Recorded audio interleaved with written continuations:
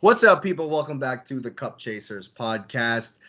Chelsea Football Club have had a wild and tumultuous day on Saturday, and we're definitely going to get into it. But first, hit the like button, subscribe to the channel, and get the notification bell on. Unfortunately, there's not going to be another Potter out video. He's gone. No, he's finally gone. And, I cannot be more ecstatic. Like, I literally danced, I sang, I watched a little bit of the live stream from the streets of London. The Chelsea supporters are going wild. Check out all the It's, Cup Chasers socials for that yeah, there. it's a bad day when you throw a parade for the manager being sacked. Like that's the highlight of our season. Like You that lost the 2-0 fans to Villa the, and threw a parade. we threw a parade. So yeah, like I mean, I oh think at the end of the day, it was the most typical Graham Potter performance. We'll start there for oh the to for the game itself. to date, yeah. Oh yeah, well, if we go to the Villa game itself, the cause, the straw that broke the camel's back, which is what everybody we've been asking for months. Like, where's the line? It looked as if these players almost knew, like hindsight is 2020, right? That makes sense on how they played. Like if they wanted him gone, if that was the case. But it was so bad. We played disjointed. We played ununified. We played like we weren't hungry, like we weren't fighting for top six, like we weren't fighting for European football. We played so disjointed that it we deserved more than 2-0. Cucurella had one of the greatest through balls of his entire career. One of his entire Um, career. Mark this game, Cucurella. yes, I mean yes, lovely through ball. Yeah, I'll give you that, but I don't know if I agree that y'all were like necessarily horrible in this game. Mudrick, I just don't. And see, here's the thing. Hindsight, I think it was horrible. 2-0. Yeah, they caught us, but they did exactly what you kind of said. If Potter was watching the podcast or if Potter knew anything about the modern game, they're going to catch you on the break. And if we start this ping pong game with Villa, we're going to end up on the short end of the stick. You said it last week, and it came true. That's exactly how they scored both of their goals. We tried to play them through the middle, but they kept cramming it. They kept cramming it, and they wanted the ball to get dished out. They wanted that open run of play so they could punish us. And they did it twice. Granted, I mean, yeah, one's a mistake. The game of football, it happens. But it again, there's a communication breakdown between him and Koulibaly there. There's that play was what did I It used to was tell just you about bad, coach? dude. It was just Yeah, a bad it's header. bad. He's It's bad. mistimed it, and he's put in Ollie Watkins, who Yeah. not a minute earlier missed an just as clear a breakaway. Yeah. And 3 or 4 minutes before had missed just as easy a breakaway. But this game, I mean, have you gone back and looked at the statistics? I know you watched it, but you had 70% possession, Yeah. 27 27 shots. attempts. Hmm. Yeah. How have you not scored a goal in this game? It is as if they didn't like we know all that's what I've been trying to say for weeks. We know these boys can score. They went out on the international break and we're like, oh no, we know how to put it in. Like you give us 6 shots, we know how to put it in. Mud Dog should have scored at least Oh twice. yeah.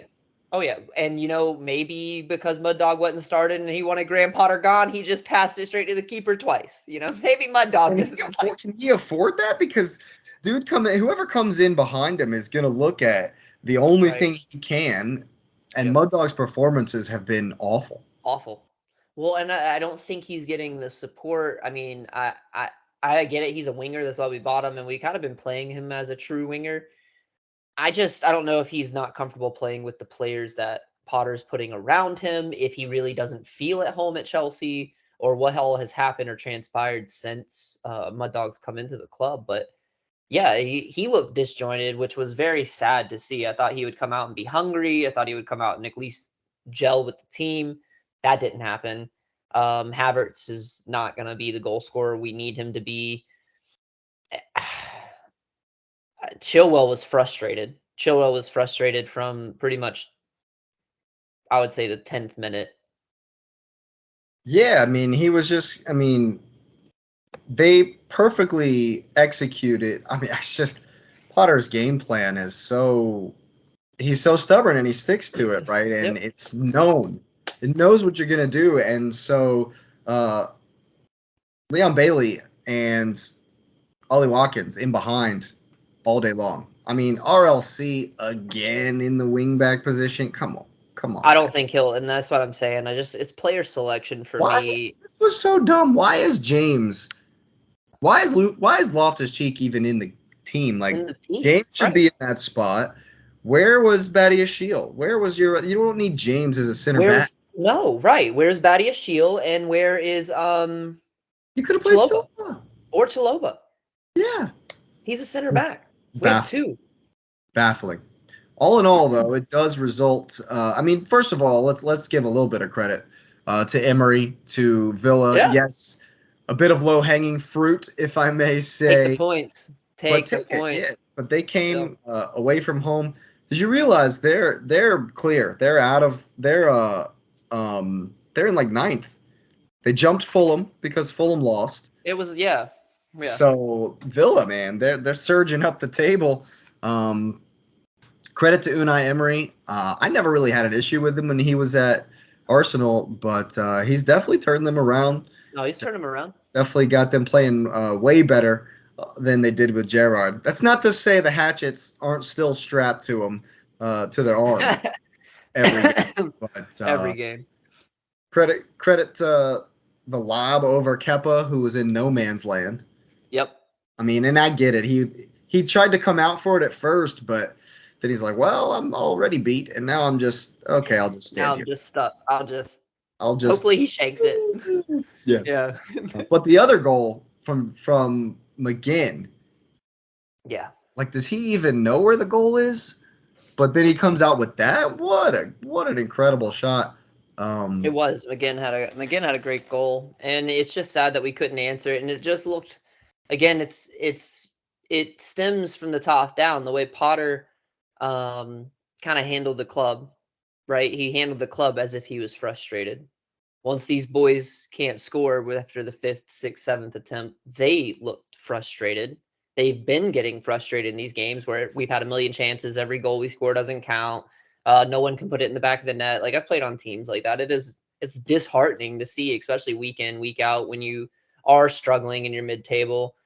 And I don't know. For me, there's no fire. There was no fire to be lit under them. Everyone was just frustrated. Potter was just as frustrated, but couldn't ignite that, you know, just that flame that needed to be up underneath these guys to play and compete like they're supposed to. I mean, like I said, we saw it in almost every player that plays on our starting lineup had a great international break. World-class players. They play on an international level, and yet they come here and can't play together. Like you're going to tell me that's the issue?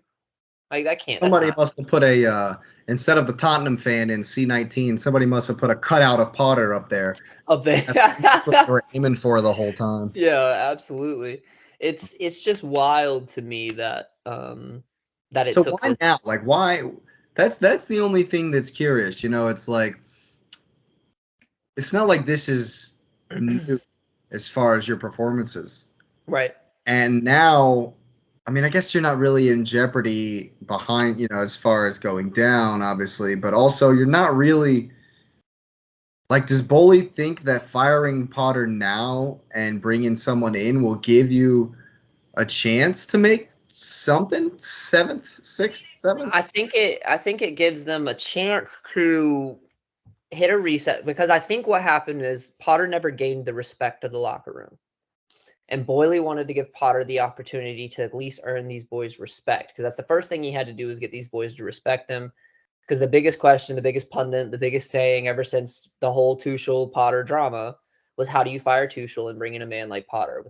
When you compare them on paper, when you compare the resume, when you compare the tactician to what Graham Potter brings in, when you compare it all, it simply just doesn't add up for the two. So you have to earn these players respect. Potter doesn't have a football career to look back on and go, no, I did XYZ at club. You know, he doesn't have that. So he doesn't have the player resume. He didn't really have the managerial resume. So all he had was his charisma or his likability, which apparently that's his go-to. That's his bread and butter. He's supposed to be, the corporate manager. Like, he can get everybody to like him. He holds team building exercises, like, and it's just, to me, yeah, gives them days off. Like, oh my goodness, like Chelsea's had the most days off since the World Cup break. Our players have had the most days off. So with all of that, going down in the way it did, I think the straw that broke the camel's back was we mathematically we're getting down to the wire to be even able to hopefully get a Europa League spot in the table. So I think mathematically that's coming down to the crunch, but I think he completely has lost the respect of the players in the locker room. He lost every ounce of respect from the fans at the bridge. Long gone. Long gone. When you have your manager having chance to get sacked, when the other team's fans come into the bridge, this is unprecedented for us. When the other team's fans come into the Stamford Bridge and chant, "You're gone in the morning, you're gone in the morning, you're gone in the morning."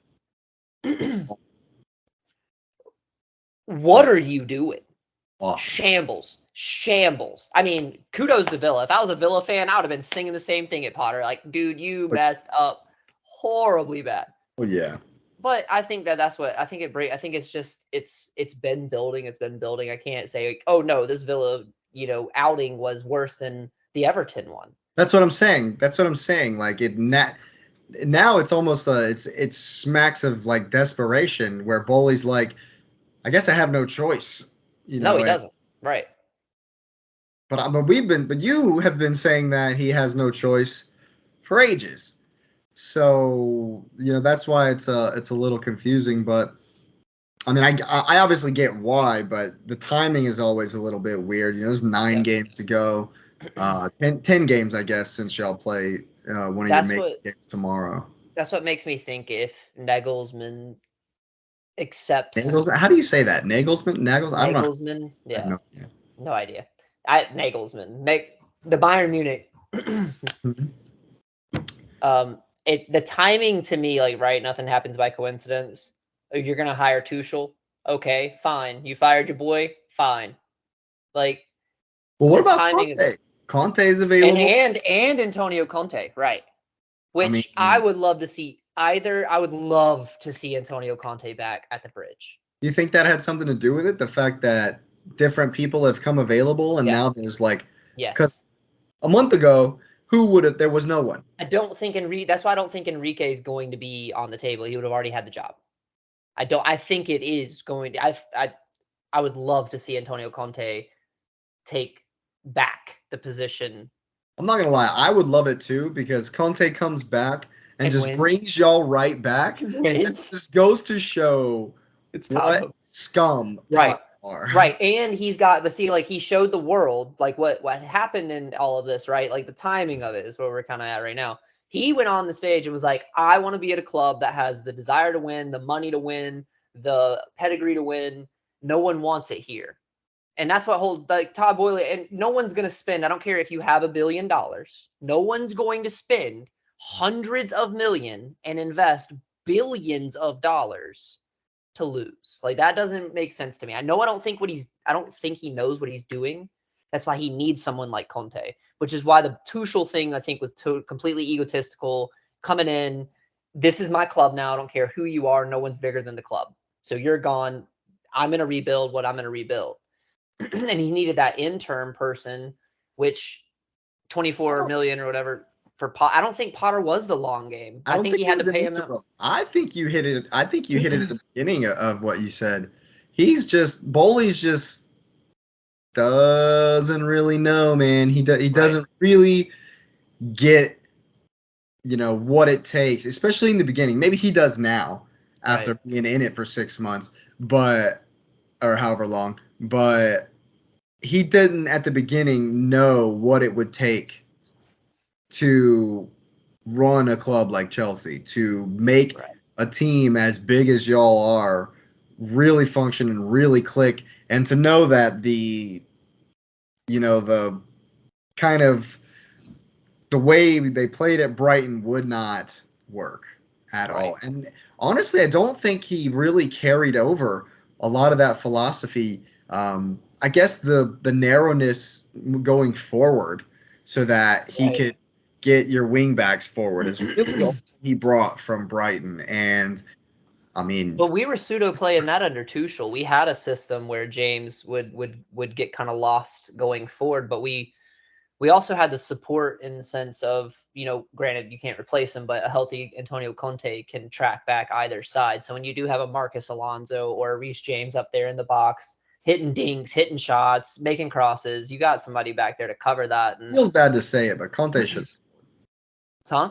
Conte should have scored. It feels bad because Oh he's yeah, he been just gone got for back. 19 years. Right, Back, right. he should have got Oh, one. that would have erupted. Well, granted, we still would have lost, but that would have erupted. That would have been a fan favorite, if Conte comes back. And but I do think it's funny to say and mention that who's available kind of does play a role into this. Antonio Conte, Bayern Munich, Nagelsmann, I think is like, again, I think that's how you say it.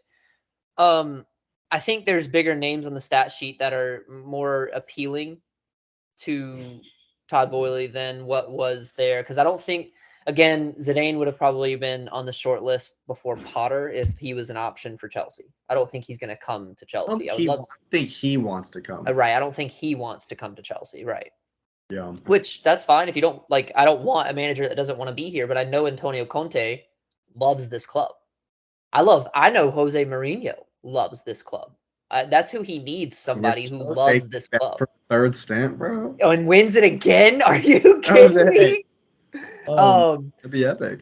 But it's, and we have, if this interim manager holds throughout and just limps us into the rest of the season, because the bad guy's gone.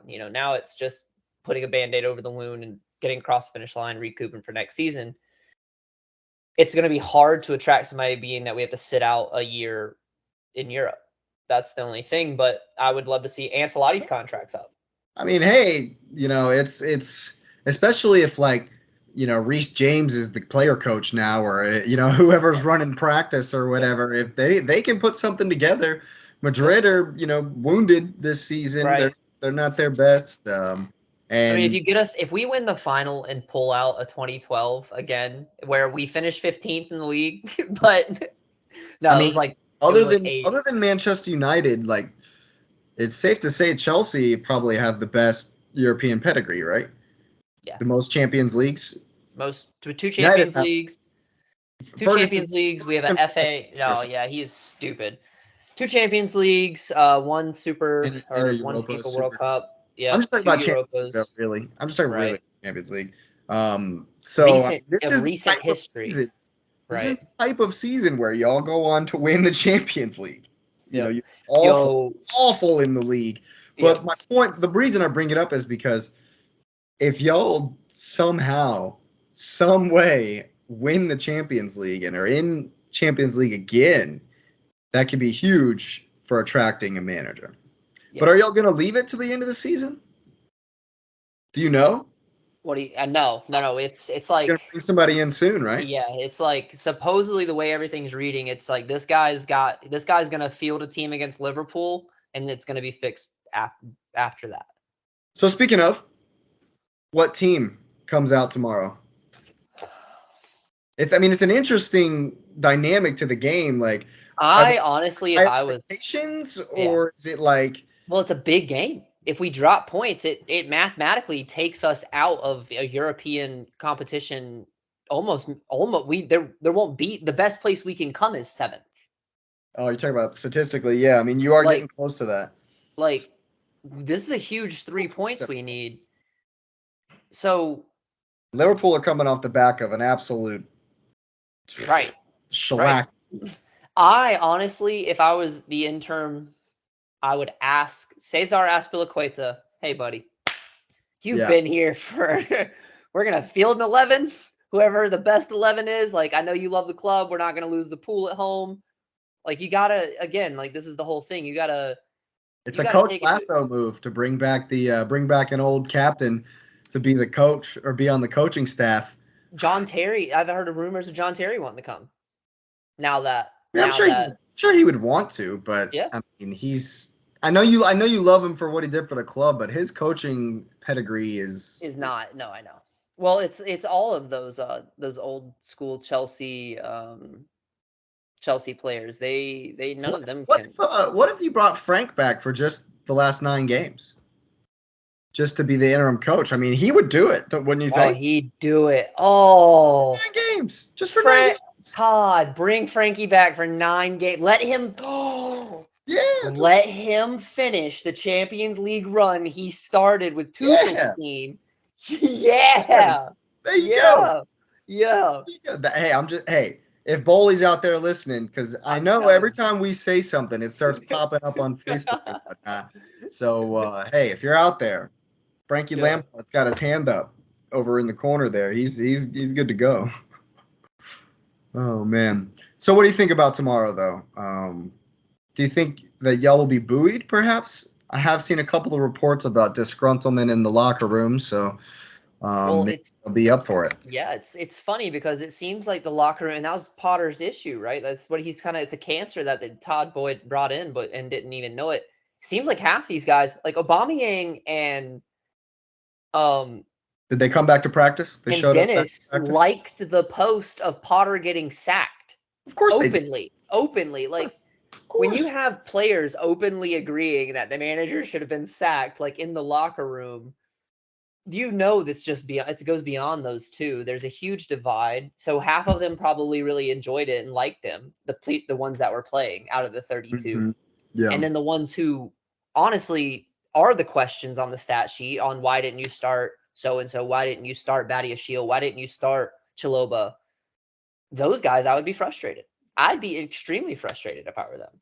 So yeah, I think it's a mixed bag, and they are disgruntled. But again, you have a season to save, and if any of you want to play in Europe and be sold and have price tags on you for summer, like you want to go play, if you want to go play somewhere else, the only way you're going to attract European giant clubs who are playing in the Champions League are to compete in the Champions League and compete in these games to make yourself look and raise that price tag for you. And so okay, yeah, so if you go to Borussia Dortmund, you're not going to start for them because you don't have the stat sheet to do so. Now you wasted 2 more seasons trying to get on their starting lineup. Like you see what I'm Mm, saying? So at some point it's got to break. Some point it is on the players, and that's yep. kind of where this game against Liverpool. I hope we get the interim bounce, but I know Klopp needs points as well, and you can smell blood in the water. No one likes to have this up in the air Well, if you want to talk about atmosphere. smelling blood in the water, man, they weren't good either. No, Uh, City punished City demolished them for sure. punished Liverpool. But sometimes when you're coming off of something like that, though, you can be, you know, you can have a little bit of steel to you, after Yeah. something like that. But what do you think? Have you thought about this one? You got a prediction? It is at the bridge again. Yep. I'm gonna go 1-0 to the boys. 1-0. Get the 3 points, walk out of the bridge, up on Liverpool, save the season, save the club. Potter's gone. You have no excuse. There's no excuse now from any of the players to play like Just they're because not. Potter's gone doesn't mean Kai Havertz is about to find his scoring boots. If he does, I'm right. Yeah. If I he, think I'm telling you, that's how this is going to go. That's how I've seen it since Potter came. Those boys were playing at such a high level under Tuchel, scoring goals, not letting up. The intensity was there. You can't tell me Kai Havertz loses his goal scoring boots and doesn't want to. You see it every time he's offsides right, or plays for Germany. or plays for Germany, Yeah. hitting bangers. Like he just, I don't think any of them wanted to play for him. I just don't. Yeah. Despite the I think you might have an interim manager bounce, a little bit of a feel good bounce, and because Liverpool are in a bit of a bad way, I still think that Liverpool in that first half versus City had some dangerous stuff. Jota's back, Nunez. I mean, the whole front line is back. So I think it'll probably be the same. It'll be Salah and Jota again and Gakpo.